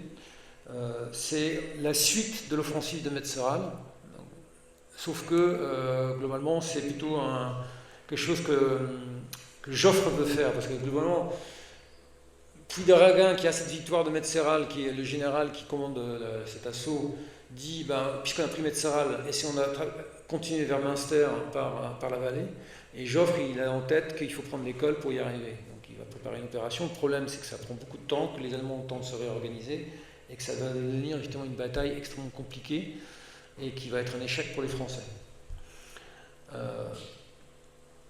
Barbaro arrive, donc là vous avez un peu le secteur, voilà, donc ici, le Linge, voilà. L'idée c'est de descendre, vous avez Münster ici en bas, donc en fait de redescendre par là, voilà. Sachant que Metzeral c'est ici. Donc au lieu d'aller droit là, il va monter puis redescendre. Alors, il va préparer ses troupes. Barbaro réentraîne, toujours des défilés. Voilà, Joffre arrive sur place. C'est une grosse offensive. Et puis à partir du 25 juillet, la bataille a déjà commencé. Barbaro va escalader. Et là, on est dans une vraie guerre de montagne. Vous connaissez probablement le secteur. C'est un peu différent de la Fontenelle. Ici, c'est la moyenne montagne, mais là-bas, c'est vraiment de la grosse montagne. La forêt que vous voyez n'existe plus. C'est très compliqué. Les Allemands sont en haut. Ils sont bien barricadés et ça va devenir très compliqué. Et le bataillon de Barbaro va mener 2 attaques qui vont quasiment arriver jusqu'à la crête, mais ils vont tomber à 2 reprises sur des casemates allemandes qui vont les repousser. C'est vrai que le champ de bataille là-bas a beaucoup de traces. Alors les traces ne sont pas forcément de l'époque quand vous allez visiter le champ de bataille, mais à 2 reprises il n'y arrive pas jusqu'à ce que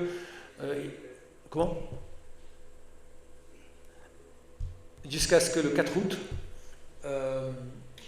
en fait, alors qu'il avait préparé une attaque, vous avez un bombardement qui se déclenche par les Allemands. Alors le nombre d'obus qui tombent, j'ai entendu tous les chiffres, c'est entre, certains parlent de 30 000 obus, j'ai entendu 10 000 obus. En tout cas, quasiment tous les chasseurs qui sont en bas se retrouvent sous ce bombardement, et c'est dans ce cadre-là, alors qu'il essaie de sortir de son poste de commandement pour ramener les hommes qui étaient en train de fuir, qu'il est tué en fait sur place. Et donc c'est vraiment la fin. Il est tué juste en dessous du Collet, C'est pour ça aussi qu'il y a le monument qui est pas loin avec son nom. Voilà. Et puis son corps est évacué. Donc ça aussi c'est un sujet, hein, l'évacuation des corps. Lui, son corps est évacué. J'ai jamais su vraiment les conditions. Et puis on va faire un enterrement à plein fin, dans un cimetière provisoire. Et puis par la suite, j'en reparlerai, son corps va être transféré dans une tombe privée, mais toujours à plein fin. Et donc là, c'est la fin du parcours en fait. Et on voit que le Barboro, voilà, il était en pleine ascension, mais c'est vrai que comme beaucoup de cadres de l'époque, il y a beaucoup de... globalement, tous les cadres professionnels de ce niveau-là, ils sont quasiment tous ou blessés ou tués. Quand on fait une étude des officiers, par photo, entre le début de la guerre et ensuite, on voit quand même un remplacement à haute dose, et tous les saints syriens qui disparaissent, remplacés par des hommes du rang ou des sous-officiers, bien sûr avec une sélection en prenant les meilleurs. Voilà. Alors, la petite histoire après, pour conclure, parce que moi je m'intéresse, il y a toujours l'épisode et puis il y a ce qu'il y a après, c'est toujours intéressant. Quelques dates marquantes. Alors, après sa mort, donc, il y avait une grande mode à l'époque. Il y avait des camps qui étaient des camps un peu intermédiaires qui étaient construits un peu derrière les lignes, et on leur donnait souvent les noms d'officiers qui avaient été tués et qui étaient reconnus. Et donc ça, c'est une photo que j'avais trouvée du linge de 1916. Vous avez ici une grande galerie un peu couverte, et vous avez le camp Barboro. Ils avaient créé un camp Barboro qui était une espèce de camp d'attente qui a pris ce nom-là. Voilà. Donc là, vous avez effectivement sa sépulture actuelle à plein fin, alors avant sa réparation. Ça aussi, il est enterré en fait dans le cimetière provisoire qui était là. Et vous savez, l'histoire des tombes militaires, c'est un vrai sujet, encore aujourd'hui. Parce qu'en fait, normalement, les corps ne pouvaient pas être récupérés par la famille pendant la guerre, même s'il y a eu des cas. Puis après la guerre, il y a eu des nécropoles qui ont été créées, avec des avantages, mais il y a beaucoup de familles qui ont réclamé la récupération du corps de leur famille. Ça a été le cas pour Barboro. Le grand problème, c'est quand vous faites ça, vous n'êtes plus dans la nécropole, donc vous n'avez plus de l'entretien automatique perpétuel. Et donc il suffit que la famille s'éteigne et vous vous retrouvez avec toutes ces tombes abandonnées actuellement avec des poilus dedans. Donc c'est actuellement un sujet assez dur. Du côté de Barboro, c'était pareil, parce qu'en fait, sa famille, cette branche-là est éteinte, et moi franchement je ne connaissais pas sa tombe. Je l'ai retrouvée en 2016. Et la tombe était déjà en train de, là où vous voyez, elle était en mauvais état.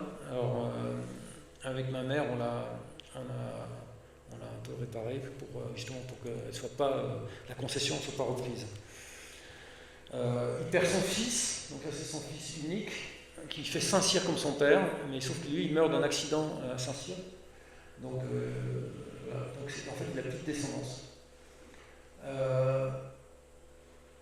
Un autre moment intéressant, en 24-25, on publie dans une revue qui s'appelle La Sabotage, chez Carnet de Madagascar avant la guerre. C'est comme ça que moi j'ai eu beaucoup de détails sur Madagascar. Et celui qui le fait, c'est intéressant, c'est un commandant qui s'appelle Henri Martin. C'est un personnage très intéressant. Henri Martin était un officier de réserve qui était en fait dans le Jura et qui s'occupait d'une entreprise de lunetterie. Il était officier de réserve, il avait été formé par Barboro. Il était skieur-éclaireur au fort des Rousses. Et avec la guerre, il va combattre ici dans la région. Et il va être blessé plusieurs fois. Et il va passer dans l'active. Et il va faire une belle carrière puisqu'il va devenir général. Et c'est lui qui, en 1943, va mener la libération de la Corse. C'est le général qui fait la libération de la Corse, Henri Martin. Et après, c'est lui aussi qui va préparer l'opération, je ne sais pas si vous connaissez cette opération, la prise de l'île d'Elbe, qui est préparatoire au débarquement de Provence. C'est un officier qui ensuite a été mis un peu de côté parce qu'il était plutôt du côté de Giraud. On ne va pas rentrer dans les détails de la Deuxième Guerre mondiale, mais c'est un officier qui va être très impliqué toujours dans le 133e. Je connais sa petite fille. Il va mourir, il décède en 84, et le fort des Rousses, je ne sais pas si vous connaissez le fort des Rousses. Aujourd'hui, on y fait des fromages, hein, c'est pour faire l'affinage du comté, mais il s'appelle en fait le fort Henri Martin. Voilà. Et c'est un officier qui a toujours eu une grande vénération pour Charles Barboro. Voilà, ça c'est 1935, c'est la stèle que vous voyez au linge. Donc cette stèle a été inaugurée à l'époque. Je pense que... Comment? C'est bon toujours? Ouais, donc c'est une stèle qui a été inaugurée en 1935, juste en face du mémorial du linge, à la mémoire du commandant Barbaro et du commandant Collardel et 5e BCP. C'est dans le contexte aussi de la montée du nazisme, la menace sur l'Alsace aussi. Les Allemands, quand les nazis ont repris l'Alsace après 1940, ils avaient demandé la destruction de ce monument. Mais l'entreprise qui en était chargée, qui s'appelait Rivolzi, je crois, en fait, ils l'ont pas détruit, ils l'ont caché. C'est intéressant. Donc un premier acte de résistance, quelque part. Et donc le monument a repris un emplacement un peu différent à partir de 1950. Moi, j'ai rencontré, juste avant son décès, il y a 3 ans, une dame qui s'appelle Hélène Voiturier, qui, dans son récit, son père était médecin dans le 5e BCP et ça aurait été lui qui aurait eu Barbaro décédé, en fait, à côté de lui. Et elle m'avait dit, ouais, je suis allé sur le linge dans les années 30, mes parents m'avaient amené. Voilà. Et je pense que c'était une des dernières qui avait assisté à l'inauguration. Voilà, elle est décédée il y a 3 ans. Voilà. Et puis là, vous avez le grand vide, donc entre 35... Bon, après la Deuxième Guerre mondiale, c'est vrai que la Première Guerre mondiale, après, est quelque chose qui passe un peu à l'oubli, quoi. Il y a toujours les combattants et tout, mais c'est pas le... Voilà, on a une espèce de période un peu de silence, puisqu'il y a d'autres événements, la Deuxième Guerre mondiale a... Alors déjà, les combattants de la Première Guerre mondiale, ils sont un peu remplacés par ceux de la Seconde, hein. Vous avez un conflit de ce type-là, et puis c'est vrai que c'était pas un thème vraiment qui intéressait le plus de monde, jusqu'à ce que ça redémarre dans les années 90. Et puis on a eu ce moment très intéressant du centenaire, dont ici vous avez eu de grandes célébrations, qui a quand même relancé aussi tout l'intérêt pour la Première Guerre mondiale. Et donc ici, vous avez ce circuit qui a été créé. Ce qui est intéressant, je ne connaissais pas Yann Trouillat, mais il avait quand même mis Barbaro dans une des panneaux. Et puis, c'est le moment où moi j'ai lancé mon premier ouvrage. Donc là, il était beaucoup plus fin à l'époque. Et puis surtout, j'ai lancé ce fameux blog qui m'a donné énormément de matière, qui m'a permis de rencontrer beaucoup de gens. Il y en a une personne ici, d'échanger, de faire des explorations. C'est ce qui a alimenté mon deuxième ouvrage. Une autre chose qu'on a fait aussi, si vous allez à l'église de Lem, vous connaissez l'église de Lem, c'est à Metzeral, c'est une église commémorative de la Première Guerre mondiale, dans laquelle qui a été construite, financée par toutes les familles des chasseurs qui ont été tués. Et donc vous avez tous les noms qui sont dans cette église, c'est une église très intéressante. Et quand je suis allé, j'ai pas vu le nom de mon grand-oncle, et donc je les ai contactés, et en fait ils ont accepté 70 ans après de rajouter son nom. Voilà, donc c'était intéressant comme expérience. Alors évidemment il y avait un protocole, hein, il fallait contribuer à la restauration de l'église, hein, donc il a été rajouté là. Et là maintenant j'ai des gens qui parfois m'envoient un mail en disant vous savez que votre grand-oncle est à l'église de Lem. Donc en fait c'est... Voilà. Et puis aujourd'hui c'est la réédition.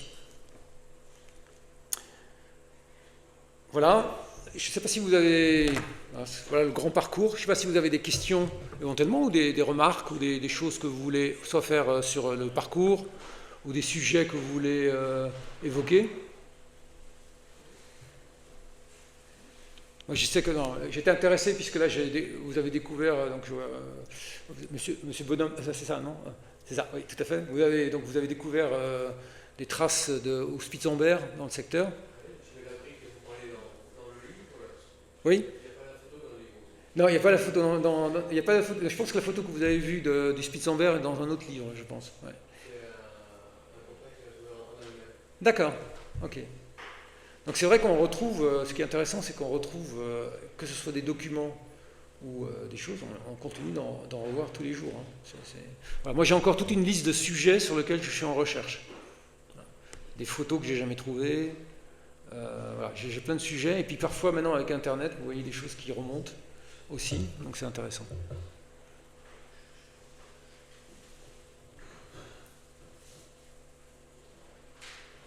Non, pas de... Ouais, oui, monsieur Jean. Ce que j'ai découvert d'intéressant, c'est aussi valable au niveau d'une compagnie ou d'un régiment, c'est le système des relèves. Oui. Que j'ai découvert dans les régiments de marche, que l'on avait transmis, le système des relèves, où constamment, que ce soit au niveau d'une escouade, d'une section ou d'un régiment, qui ne restait pas, un régiment, il ne restait pas très très longtemps au même emplacement, parce qu'il y avait bien sûr, naturellement, il y avait une fatigue des hommes. Donc au sein d'une brigade, par exemple, le 133e était relevé par le 23e, etc. Et une compagnie était relevée par une autre compagnie. Il y a un système de roulement qui s'est installé, donc on appelle la relève. Oui, oui, et ici c'est bien organisé puisqu'on a en permanence tous ces villages autour qui reçoivent souvent, alors, je vais parler d'Étival, mais il y en a plein d'autres ici qui servent de... Voilà, les hommes sont retirés du front pour revenir. Il faut aussi voir qu'on pense la guerre comme étant des combats en permanence, mais ce n'est pas du tout le cas. Il n'y a pas des combats toute la journée, hein, loin de là. En fait, il y a beaucoup de construction. Ils passent beaucoup de temps à entretenir la tranchée. Mais ça, ils en parlent beaucoup moins dans les... On en parle peu dans les récits. 5%. 5% du temps du soldat, c'est le combat. Le reste il se fait chier. Oui, parce que voilà, vous avez dit le mot juste, je vais l'employer d'une autre manière, c'est l'ennui. Oui. C'est l'ennui, c'est le cafard, ce qui entraînait quelquefois d'ailleurs des offensives complètement inutiles pour relancer. Pour casser l'ennui, pour redonner un petit peu de morale. Bon, il y avait 100 ou 200 bonhommes qui perdaient leur vie, mais ça serrait le boulon. Ça s'appelle conserver l'ascendant moral. C'est l'attaque du 2 août 1916 sur le pain de sucre dans la vallée de Seine. C'était pour occuper les soldats. Tout à fait. Celle du 27 janvier 15. C'est un peu ça aussi, hein, le 27 janvier. On va parler. Celle-là, c'est juste pour faire chier l'anniversaire de l'empereur. Oui, officiellement. Voilà. Il y a plein de façons d'attaquer et de mourir connement à la guerre.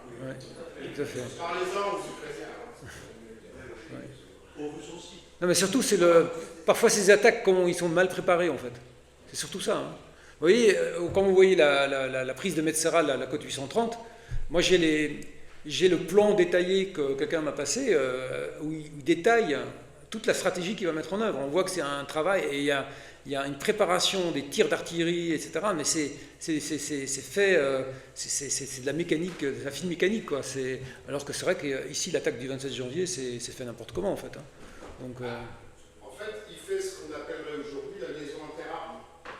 C'est-à-dire que les fantassins qui doivent attaquer, il faut qu'ils soient en liaison avec le génie qui doit préparer, l'artillerie qui doit tirer, l'aviation qui doit observer. Donc en fait, le fantassin, surtout quand il est officier, il ne combat jamais tout seul, mais il fait partie d'une unité constituée, et c'est cette liaison interarmes.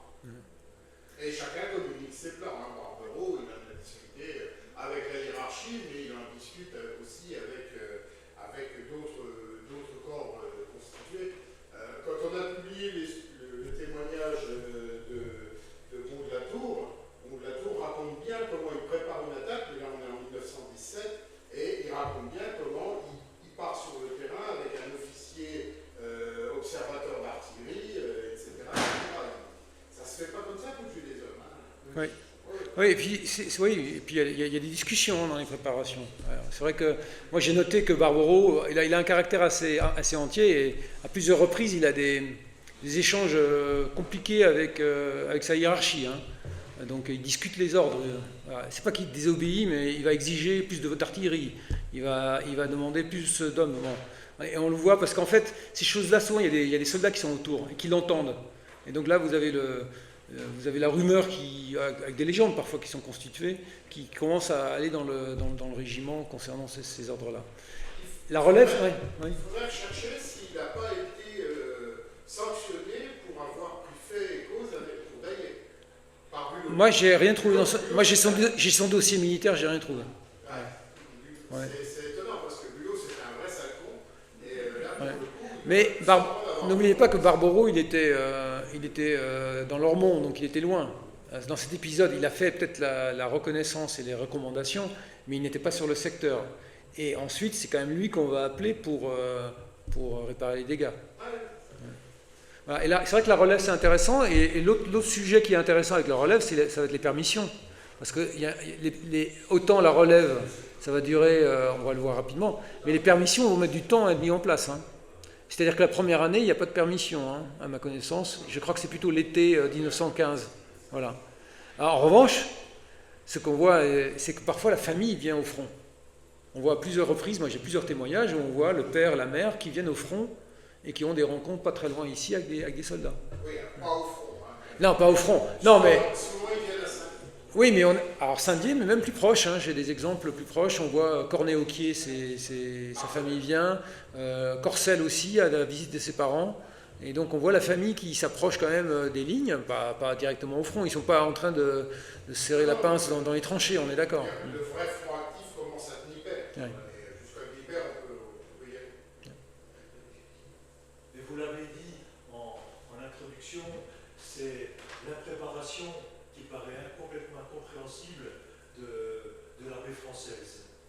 Alors qu'on pouvait penser à l'esprit de revanche depuis des dizaines d'années, mais cet esprit de revanche, même s'il était bien atténué à partir des années 1900, mais ça paraît incroyable qu'une armée organisée avec un état-major, etc., se soit laissée complètement surprendre et enfoncer en quelques semaines, puisqu'il faut le rappeler, il n'y a pas eu un carreau cassé en Allemagne pendant la guerre de 14. Oui.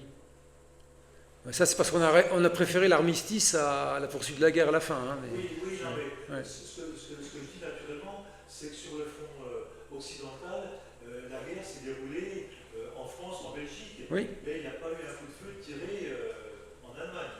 Alors, la préparation, je pense que, ouais. Ce qui est intéressant dans ces impréparations, parce que ça, c'est une leçon, mais qu'on voit tout le temps, parce que vous parlez de la guerre en Ukraine, mais dès qu'il y a une rupture technique ou technologique, vous avez voilà, l'art de la guerre qui doit se réajuster. Et finalement, la guerre de 14, pour moi, c'est toute la guerre des tranchées, c'est un moment où on n'arrive pas à trouver la formule qui permet de faire la rupture du front. Et il faut attendre 17-18 avec... et vous voyez, la révolution de l'armée, donc c'est là où finalement... Les Allemands arrivent à mettre en place des techniques de combat qui permettent de percer les lignes, mais aussi les Français arrivent à finalement en développer à partir de 18. Et puis c'est vrai que l'armée française, à partir de juillet 18, c'est une armée super moderne. Quoi. Vous avez des divisions aériennes, hein, on oublie, avec des centaines d'avions. Vous avez des mouvements de blindés qui sont quasiment ceux de 39-45. Quoi. Et donc en fait, voilà. Et on dit d'ailleurs que le soldat de 14 est plus éloigné de celui de 18 que celui de 18 avec aujourd'hui. Je ne sais pas si vous avez déjà vu ça, mais... Voilà. Mais regardez l'actualité, on parle souvent des drones, mais un jour vous voyez une arme qui surgit comme ça, dont on a déjà entendu parler pendant longtemps, mais dont on n'a pas forcément intégré l'impact. Voilà. Et le drone, c'est vraiment devenu un nouvel objet avec la guerre du Haut-Karabakh, avant l'Ukraine, hein, où finalement les Azéris écrasent les Arméniens, malheureusement, en employant des drones massivement. C'est une grosse surprise. Et donc vous avez ce genre d'innovation dont on n'a pas forcément perçu tous les impacts, et on part avec une guerre de retard. Ah, juste un tout petit complément pour faire le lien. Vous parlez de la relève. Et Philippe a parlé tout à l'heure des limogeages. En fait, avant ça, ici, juste à côté, quand la mairie n'était pas la mairie, on a eu un général qui a été limogé 2 fois le même jour. C'était pour un débuté, en effet, qui a écrit un bouquin qui s'appelle Enquête sur une relève. C'est pas du tout la même chose, mais c'est drôlement intéressant parce que pour un débuté, il va passer tout le reste de sa vie à justifier le fait qu'il ait été limogé, que c'était une erreur. Mais il a quand même été limogé 2 fois le même jour. Et puis un autre rebondissement aussi, c'est cette histoire du transfert des corps. Ça c'est intéressant et c'est pour ça qu'il faudra continuer à protéger la stèle de Charles parce que elle est menacée. Ah, la tombe, elle est, oui, j'y suis allé tout à l'heure. Bon, ma mère a refait le socle parce que en fait la tombe était quasiment ouverte quand je l'ai redécouverte. Donc voilà. Donc effectivement, il faut y passer régulièrement et faire en sorte que personne ne mette la main dessus, quoi. Alors, un nom. Le nom, c'est celui de Véronique Jaléa. Véronique Jaléa, c'est la petite fille d'un des soldats qui est enterré à la Fontenelle, dont j'ai retrouvé l'endroit où il avait été tué et sa tombe est visible encore dans le chemin creux. Hein. Je lui ai montré le trou dans lequel était pour la première fois son grand-père, ça y a fait tout drôle. Et en fait, je lui ai un jour commandé quelque chose, parce qu'elle fait du 14-18 dans son coin, il en a, et je lui ai demandé de regarder dans les cimetières aux alentours s'il y avait des combattants morts de la Fontenelle. Et en fait, donc, une quinzaine d'années, elle a trouvé une vingtaine de soldats qui sont dans les cimetières civils, marqués, tués à la Fontenelle. Bon, c'est normal, c'est des 133, c'est des 23, ça fait partie des corps qui ont été rapatriés. Et en fait, elle a refait le boulot il y a quelques années, il y a 1 ou 2 ans, et la moitié de ces tombes qu'elle avait identifiées ont disparu aujourd'hui. C'est la deuxième mort des soldats de la Fontenelle, c'est en ce moment. C'est la reprise des cimetières, parce que les concessions, ça rapporte de l'argent à la mairie, hein, n'est-ce pas, messieurs les maires. Et donc, de fait, les soldats de 14, si les tombes ne sont pas protégées par le souvenir français, elles dégagent. Donc, on a les morts de la Fontenelle depuis 15 ans. C'est vrai qu'en voulant faire le bien, donc, par un sentiment d'humanité, au début des années 20, il y a eu donc une décision de l'État de rapatrier gratuitement, donc à ses frais, dans des cimetières communaux. Mais bien sûr, c'était une grosse bêtise, là. En fait, vous le soulignez, puisque les 3 quarts sont partis. Ça part en ce moment. Il y a des 100 ans après, les corps disparaissent. Oui, il y a même des cimetières où ils organisent des ossuaires justement pour les soldats. On a vu ça à Bourg-en-Bresse. Ouais. Et parce que également, et malheureusement, j'en sais quelque chose, parce que le souvenir français n'a pas fait son travail, c'est-à-dire d'identifier, de répertorier, ça n'a jamais été fait. Non, parce que... Ils n'ont pas répertorié, puisque le souvenir français ne s'occupe pas des nécropoles, puisque là, c'est mis sous cloche. Les nécropoles n'ont pas besoin. Voilà. L'État s'en occupe depuis 100 ans et indicable. C'est en fait ceux qui ne sont pas dans les nécropoles. C'est ce fameux choix de la famille où on leur a offert le rapatriement du corps. Mais, hélas, aujourd'hui, ça disparaît. Il n'y a plus de concession perpétuelle. La concession maximum, c'est 30 ans, je crois maintenant. Ouais, c'est 30 ans. Donc, mais également, parce que malheureusement. Oui, mais les perpétuelles, si vous entretenez, elles restent perpétuelles. Hein. Oui, il faut payer tous les 30 ans. Ah non, on ne paye pas tous les 30 ans quand elle est perpétuelle. Non. Ah, moi, j'ai une tombe à Paris, par exemple, perpétuelle. Je dois l'entretenir, donc ça me coûte de l'argent, mais moi, je n'ai pas encore eu la facture, en tout cas. Ok.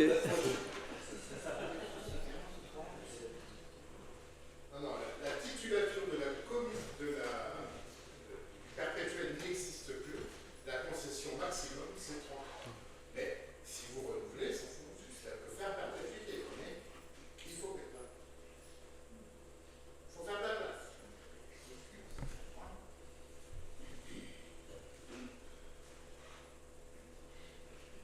Ok. Une concession qui a été attribuée de façon perpétuelle à une époque, si elle a été nommée perpétuelle, elle reste perpétuelle. Plus maintenant. C'est comme les voitures rentrouses sur les villes. J'ai été maire il y a quelques années et on avait restructuré le cimetière et on avait des décisions perpétuelles sur lesquelles on... Je suis étonné parce que justement pour éviter les tombes en déshérence, c'est cavalier par l'euro. Maintenant, le décret, Christian ou Serge, vous l'avez, le décret qui abolit la perpétuité?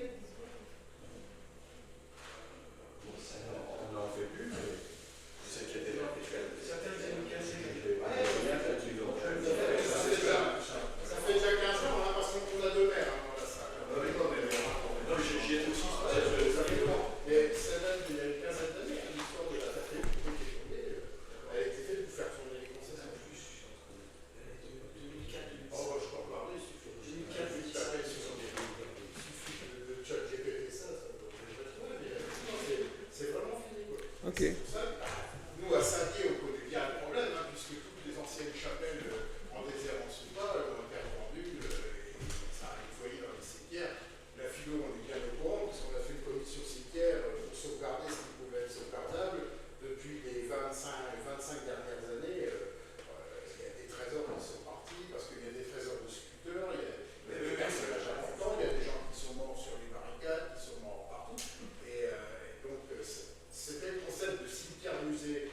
pas réussi à mettre en place à Sedan, À Saint-Dié.